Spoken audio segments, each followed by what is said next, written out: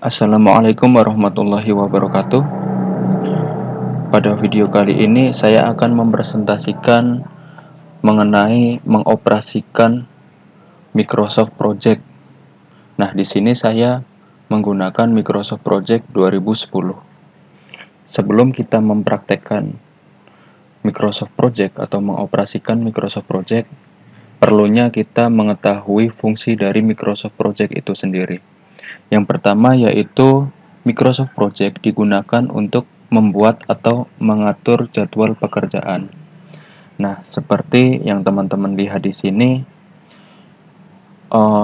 ada 14 Januari 2013 bahwa di sini project dimulai dari 14 Januari tahun 2013. Di sini ada kotak berwarna biru, itu adalah lama dari pekerjaan tersebut. Semakin lama dari pekerjaan tersebut, maka akan semakin panjang pula biru-biru ini ya. Nah, kita tidak bisa atau tidak perlu membuat manual biru-biru ini sepanjang apa. Kita hanya perlu mengaturnya dari start, kapan mulainya, dan tentukan kapan berakhirnya. Nanti lebih jelasnya nanti kita akan praktekkan seperti itu. Nah, kemudian fungsi yang kedua itu adalah menetapkan sumber daya untuk masing-masing task kayak gitu. Di sini bisa dilihat ada analisis sistem, kemudian dokumentator, kemudian di sini ada desainer ya. Nah, itu semua adalah sumber daya untuk menyelesaikan uh, pekerjaan di project ini kayak gitu. Nah, kita bisa definisikan ya. Didefinisikan siapa saja sih yang melakukan pekerjaan di project ini kayak gitu. Kemudian kita bisa tentukan berapa orangnya, kemudian kita bisa mengatur gajinya itu berapa, kalau lembur itu berapa kayak gitu. Nah, kita lebih jelasnya nanti kita akan praktekkan kayak gitu. Kemudian di sini kita bisa fungsi yang ketiga ya.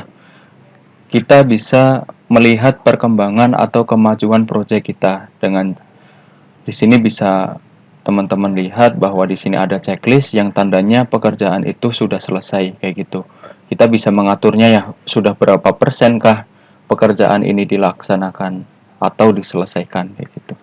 Nah, kemudian kita juga bisa mengelola anggaran. Nah, mengelola anggaran itu nanti ada hubungannya dengan kita uh, mendefinisikan pekerja tersebut ya. Kayak gitu, karena ini adalah berhubungan dengan gaji sang pekerja. Kemudian yang terakhir di sini fungsi dari Microsoft Project itu sendiri yaitu untuk menganalisa beban kerja kayak gitu. Itu mulai dari banyaknya pekerja yang dikerjakan dalam project tersebut, kemudian untuk menggajinya itu nanti kita akan praktekkan. Nah, setelah kita mengetahui fungsi dari Microsoft Project itu sendiri, mari kita langsung praktekkan ya bagaimana cara mengoperasikan Microsoft Project untuk memanajemen project kita. Nah, di sini langkah yang pertama yaitu membuat kalender. Kenapa sih kok kalender itu perlu dibuat kayak gitu? Nah, sebenarnya di sistem kita itu sudah ada ya kalender, tetapi di sistem kita itu tidak mengenal adanya hari libur. Maka dari itu kita harus mendefinisikan ya hari di tanggal apa saja itu ada libur kayak gitu. Nah, untuk membuat kalender kita sendiri itu teman-teman bisa klik di bagian project di sini. Ada yang namanya change working time. Bisa diklik, maka akan muncul pop-up seperti ini. Nah, di sini saya sudah membuat ya kalender bernama kalender proyek 2013 di sini. Nah, silahkan teman-teman buat kalendernya terlebih dahulu dengan cara create new calendar di sini. Kasih nama kemudian klik OK. Nah, terus setelah itu pastikan teman-teman ada di kalender yang teman-teman sudah buat di sini. Pilih. Nah, kemudian silahkan teman-teman definisikan ya di tanggal apa saja ada libur kayak gitu. Nah, di sini saya contohkan ada 3 hari libur kayak gitu. ada Maulid Nabi, kemudian ada Hari Raya Nyepi, dan wafat Yesus Kristus yang masing-masing adalah satu hari di sini. Nah, gimana kita nyetingnya? Cukup dengan klik 2 kali ya di bagian name-nya. Nah, di sini akan muncul pop-up lagi seperti ini. Ada pilihan non-working dan working time. Nah, di sini yang dimaksud adalah jika teman-teman itu memilih non-working, maka pada hari itu tidak ada pekerjaan sama sekali atau dikatakan dengan libur. Tapi jika teman-teman itu memilih working time di sini, maka teman-teman bisa men-setting ya, dari mulai dari jam berapa sampai jam berapa kayak gitu. Nah, di sini karena libur, saya memilih non-working. Kemudian di sini ada pilihan daily, weekly, monthly, yearly. Nah, itu adalah artinya daily itu hanya sekali ya, pada tanggal itu, bulan itu, dan tahun itu kayak gitu. Nah, kemudian kalau misal kita pilih weekly, itu artinya di setiap minggu di hari itu maka akan libur kayak gitu. Kemudian kalau misal monthly, monthly itu kalau misal setiap di tanggal itu akan libur. Ah, begitu pula dengan yearly. Di di bulan itu, di tanggal itu, maka akan dilaksanakan libur. Karena libur nasional kita itu setiap tahunnya itu berubah-ubah, maka pilih saja yang daily. Nah, silahkan teman-teman di sini setting ya, startnya itu atau mulainya dari tanggal berapa di sini sampai berapa hari kayak gitu. Kemudian kita bisa klik OK. Nah, klik OK juga di sini. Itu kita baru men-settingnya ya. Nah, kita bagaimana cara menerapkan kalender yang sudah kita buat ke dalam project kita kayak gitu. Nah, di sini ada yang namanya project information. Silahkan teman-teman klik, maka akan muncul pop-up seperti ini ya. Nah, di sini saya setting mulai pengerjaan proyek itu mulai dari tanggal 14 bulan 1 tahun 2013. Nah, di sini silahkan teman-teman pilih di bagian kalender itu sesuai dengan kalender yang sudah teman-teman buat. Kalau sudah, klik OK. Nah, dengan seperti itu maka langkah 1 terpenuhi ya. Kita lanjut ke langkah yang kedua, yaitu mengaplikasikan work breakdown struktur atau yang dikenal dengan WBS. Nah, apa sih WBS itu? WBS adalah suatu metode pengorganisasian proyek menjadi struktur pelaporan hierarki. Nah, WBS digunakan untuk melakukan breakdown atau memecah tiap proses pekerjaan menjadi lebih detail. Hal itu dimaksudkan agar proses perencanaan proyek memilih tingkat yang lebih baik. Nah, jadi maksudnya yaitu di sini bisa teman-teman lihat ya, ada yang bold atau yang tebal kayak gitu, kemudian ada yang biasa.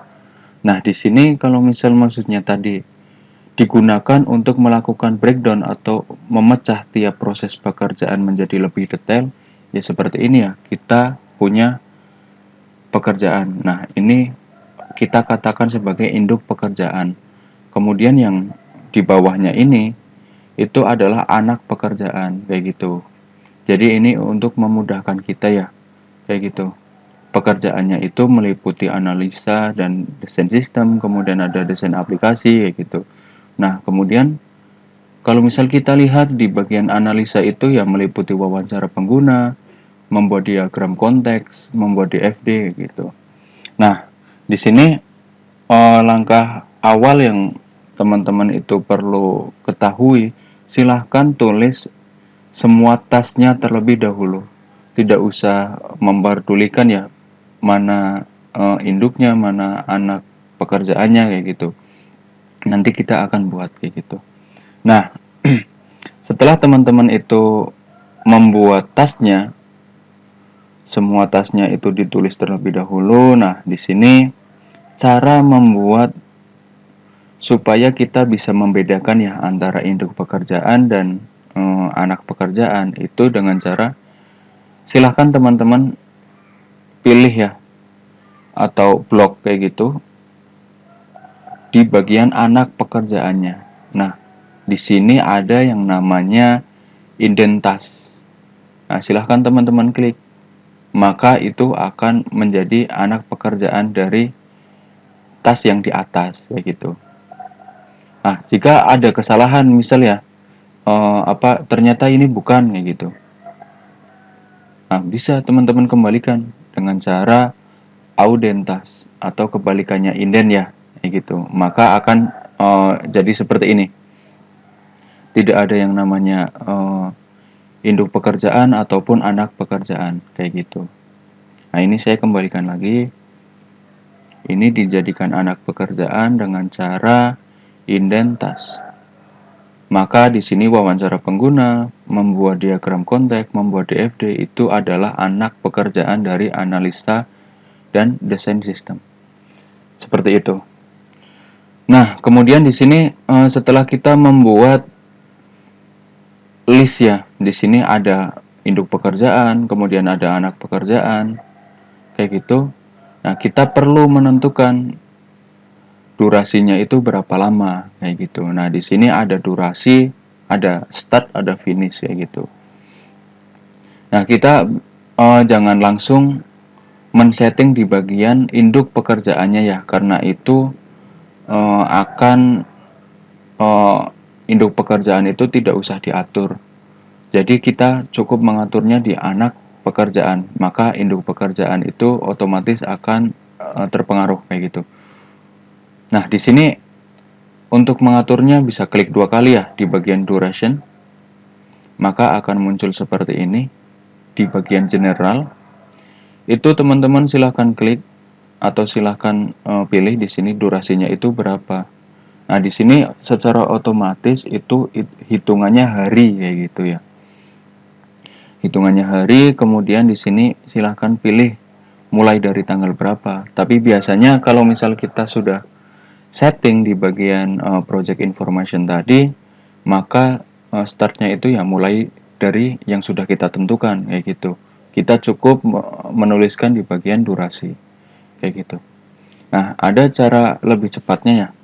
Cukup kita langsung klik mana yang mau kita atur, kemudian kita pilih sesuai dengan angka kayak gitu. Misal di sini 1, ya langsung dia terhitung dengan hari kayak gitu. Nah, di sini saya kembalikan lagi, di sini 2. Nah, seperti itu. Nah, kemudian di sini ada ya yang namanya start dan finish itu adalah yang tadi ya. Kalau misal kita perhatikan di sini, kita mulai start dari tanggal berapa, kemudian finishnya itu berapa.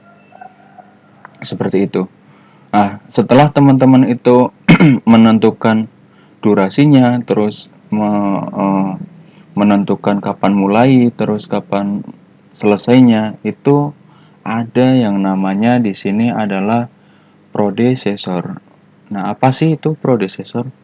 Predecessor adalah hubungan tas pekerjaan. Kayak gitu. Nah, di sini misal ya bahwa maksud angka 2 di sini itu adalah pekerjaan dengan ID 3 itu boleh dikerjakan atau mulai dikerjakan setelah pekerjaan 2 selesai. Nah, bagaimana cara kita tahu 1, 2, 3? Itu bisa teman-teman lihat di bagian paling kanan ya. Itu ada nomor 1, 2, 3, 4, dan seterusnya itu adalah ID dari pekerjaan itu. Nah, kita tentukan di situ. Di sini begitu pula kalau misal yang ketiga ini ya, angka yang ketiga ini maksudnya yaitu pekerjaan keempat atau pekerjaan dengan ID 4 itu mulai dikerjakan setelah pekerjaan 3 selesai. Nah, itu juga cara men-settingnya seperti ini ya.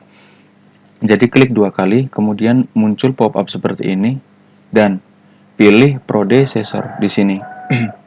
Nah, teman-teman boleh ya menentukan ID-nya ditulis di sini, atau kalau misal tidak hafal dengan ID-nya kayak gitu, karena tasnya itu yang terlalu banyak, nah teman-teman bisa memilih dari sini kayak gini. Nah, di sini setelah kita menentukan prodesesornya, itu ada yang namanya tipe dari predecessor. Di sini ada beberapa ya. Ada beberapa. Nah, saya pilih finish to start yang artinya yaitu ketika pekerjaan sebelumnya selesai, berarti pekerjaan ini akan dimulai. Seperti itu. Nah, jika sudah, langsung saja ya klik OK. Nah, itu adalah langkah kedua, yaitu mengaplikasikan WBS kayak gitu. Kemudian langkah yang ketiga yaitu kita perlu mengaplikasikan yang namanya tabel penugasan sumber daya. Nah, kalau misal kita membahas mengenai sumber daya itu biasanya berhubungan dengan SDM kayak gitu ya. Nah, di sini teman-teman bisa melakukan dengan cara resource set, atau di sini ya silahkan teman-teman pilih bagian Gantt yang ke bawah, kemudian ada yang namanya resource set di sini, klik saja ya. Nah, teman-teman silahkan tuliskan di sini, saya ada 6. Di sini adalah pekerja semua, yaitu analisis sistem, kemudian ada desainer, ada programmer, tester, dokumentator, dan implementator. Nah, di sini resource name itu pekerjaan tersebut ya, maksudnya siapa sih yang mengerjakan tas-tasnya tadi kayak gitu. Nah, ini ya pekerja kayak gitu. Kemudian di sini ada yang namanya tipe. Tipenya itu apa? Di sini ada 3 tipe ya, ada work, ada material, dan cost. Nah, berhubung analisis sistem ini adalah manusia atau orang kayak gitu, jadi langsung saja kita pilih work kayak gitu. Nah, kemudian di sini ada inisial. Nah, ini inisial ini terserah teman-teman ya. Di sini saya inisial saja. Analisis sistem itu AS, desainer itu DS, seperti itu. Nah, kemudian lanjut ke kolom max. Nah, max di sini itu jumlah dari masing-masing resource name tadi ya. Misal di sini 100% itu berarti analisis sistem hanya 1 orang kayak gitu. Nah, kemudian kalau misal 300% di sini katakanlah programmer 300%, berarti programmer di sini adalah 3 orang yang ditandai dengan 300%. Nah, begitu pula dengan tester dan implementator. 100% itu adalah 1 orang kayak gitu. Nah, kemudian lanjut ke kolom berikutnya, yaitu kita memberikan gaji ya. Nah, di sini hitungannya day atau per hari kayak gitu. Nah, kemudian di kolom selanjutnya yaitu ada lembur kayak gitu ya. Kita memberikan lembur itu berapa kayak gitu, berapa per hari. Jika sudah menentukan gaji, menentukan lembur, silahkan teman-teman tentukan sendiri atau boleh mengikuti saya kayak gitu ya. Nah, di sini ada yang namanya accrue ya. Di sini kalau misal teman-teman itu klik, maka akan ada pilihan 3. Itu yang tandanya gaji itu dibayarkan itu kapan kayak gitu. Nah, di sini ada 3 pilihan. Ada start, ada prorate, dan ada end. Kalau misal kita pilih start, itu tandanya kita bayar gajinya itu di depan kayak gitu ya. Kalau misal kita milih prorate, itu setiap pekerjaan selesai kita bayarkan, atau bisa dikatakan dibayarkan itu sesuai dengan presentasi menyelesaikan pekerjaannya. Nah, kalau misal N itu setelah semua selesai itu baru dibayarkan. Di sini silahkan teman-teman sesuaikan ya, sesuai dengan kebutuhan teman-teman. Nah, saya contohkan di sini prorate semua. Nah, kemudian jangan lupa ya, di sini teman-teman silahkan pilih kalender yang tadi sudah dibuat. Seperti itu. Nah, itu untuk membuat tabel penugasan kayak gitu. Nah, untuk menerapkannya kita harus ke Gantt ya. Dengan cara klik Gantt yang ke bawah, kemudian pilih ya Gantt di sini. Nah, kayak gini. Di kolom berikutnya, silahkan teman-teman perkecil seperti ini ya gambarnya. Ada bagian resource name kayak gitu. Ini saya geser ke bawah, ke samping, maaf. Nah, di sini silahkan teman-teman ada pilihan. Untuk resource name itu silahkan pilih ya salah satu kayak gitu. Atau bisa lebih dari satu sih. Nah, di sini misal ya wawancara pengguna itu dikerjakan oleh siapa. Nah, di sini saya contohkan untuk wawancara pengguna itu dilakukan oleh analis sistem. Kayak gitu. Kalau misal ada dilakukan lebih dari 2 orang, ya silahkan teman-teman checklist ya di siapa saja yang melakukan pekerjaan tersebut kayak gitu. Itu untuk cara mudahnya. Kalau misal maksudnya mau lebih detail, itu teman-teman bisa klik 2 kali, akan muncul task information, kemudian pilih bagian resource. Di sini silahkan teman-teman definisikan ya siapa saja yang melakukan pekerjaan tersebut kayak gitu. Nah, di sini ada masalah ya. Kalau misal kita yang melakukan itu, misal katakan programmer kan ada 3 orang, itu kita tidak bisa langsung memilih seperti ini terus kita checklist ya.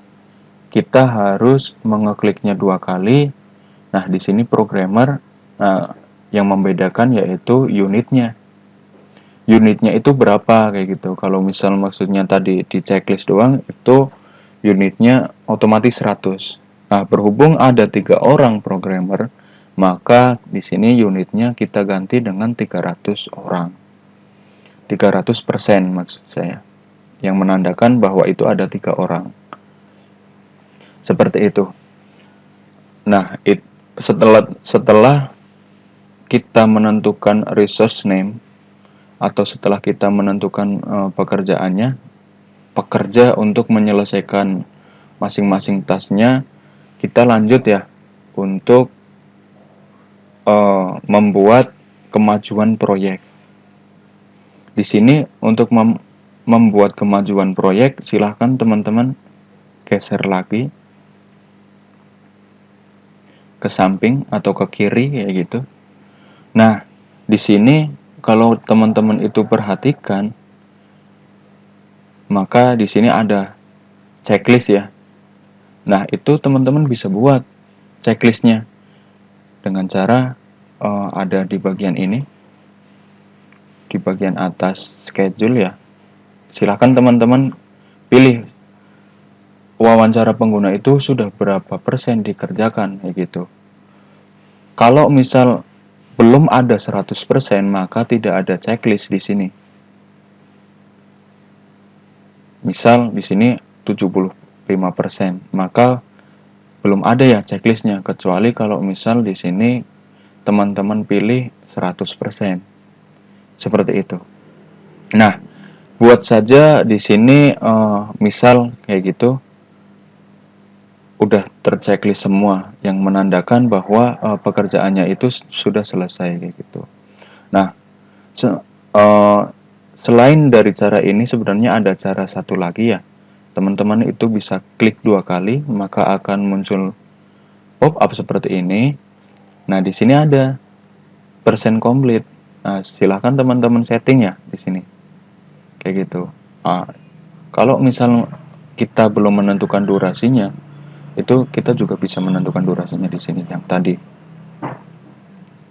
Seperti itu ya untuk membuat kemajuan proyek. Nah, kemudian di sini kita juga bisa membuat yang namanya RAB kayak gitu ya. Kalau misal, nah di perlebar seperti ini, di sini ada yang namanya cost. Nah, jika teman-teman itu belum ada, silahkan teman-teman itu add di sini, cari yang namanya cost. Nah, silahkan teman-teman klik ya yang bagian cost ya gitu. Maka akan langsung muncul seperti ini. Jadi tidak usah teman-teman tulis ya, menghitung manual si tester ini pekerja gaji hariannya itu berapa, kemudian dia kerja berapa hari kayak gitu. Di Microsoft Project ini tidak usah seperti itu, dia menghitung secara otomatis kayak gitu. Nah, di sini di bagian yang kedua ini ya, misal di sini adalah tester. Misal kita lihat dulu ya. Nah, tester 200.000 ya per hari. Kemudian ada 2 orang. 200.000 per hari. Kalau misal kita lihat di bagian tester di bawah. Nah, kita lihat di bagian tester di sini. 1 hari. Di sini pekerjaannya adalah durasinya 1 hari untuk tester, kemudian ada 2 orang. Yang 1 orangnya itu adalah 200.000, berarti biaya yang dikeluarkan yaitu 400.000. Seperti itu. Nah, kemudian sudah ya untuk mengoperasikannya seperti itu, untuk mengoperasikan Microsoft Project di project kita. Nah, di sini setelah teman-teman itu membuat seperti yang saya lakukan tadi, maka akan muncul seperti ini. Nah, itu sesuai ya dengan apa yang sudah kita praktekkan, kayak gini. Ada durasinya, berapa lama, kemudian siapa yang mengerjakan. Nah, ini yang garis ke bawah ini yang menandakan kita setting tadi ya, prodesesornya, kayak gitu. Bahwa pekerjaan yang kedua ini dengan ID 3 tadi bisa dikerjakan jika pekerjaan satu itu selesai. Seperti itu. Nah, setelah itu bisa ya kita coba, kita sudah menentukan tasnya seperti analisa dan desain sistem, kemudian kita sudah menentukan durasinya berapa lama, kita juga sudah menentukan ya prodesesornya kayak gitu, alurnya juga kita sudah menentukan siapa yang mengerjakan pekerjaan tersebut. Nah, kita bisa yang namanya menandain kayak gitu ya. Di sini silahkan teman-teman pilih di bagian format ya gitu. Ada yang namanya project summary task di sini. Nah, di sini tanpa teman-teman itu membuat ya totalnya itu berapa kayak gitu. Kalau misal mungkin ini masih sedikit ya. Nah, kita bisa menghitungnya kayak gitu. Tapi kalau misal tasnya itu udah banyak dan pekerjaannya yang mengerjakan itu juga sudah banyak, maka itu akan repot kayak gitu ya untuk menghitung secara manual. Nah, di sini Microsoft Project ini secara otomatis ya akan menghitung berapa jumlah durasi untuk mengerjakan proyek tersebut serta berapa jumlah biaya yang dikeluarkan. Nah, itu teman-teman bisa lihat sendiri ya di sini ya. Durasinya itu berapa lama, itu mulai dari tanggal berapa sampai tanggal berapa. Nah, di sini total biaya yang dikeluarkan ya gitu. Nah, di sini abaikan saja tugas 14 ya karena ini adalah pertama menamain itu adalah tugas 14 seperti itu. Nah, kita juga bisa ya, kalau misal maksudnya supaya rapih saja kayak gitu, kita bisa memilih juga outline number. Di sini kita checklist. Nah, maka akan muncul uh, number seperti ini ya. Ini akan membuat rapih tas pekerjaan kita. Di sini analisa dan desain sistem itu nomor satu. Kemudian kalau kita klik, maka akan ada tandanya ya. 1.1 itu wawancara pengguna, seperti itu.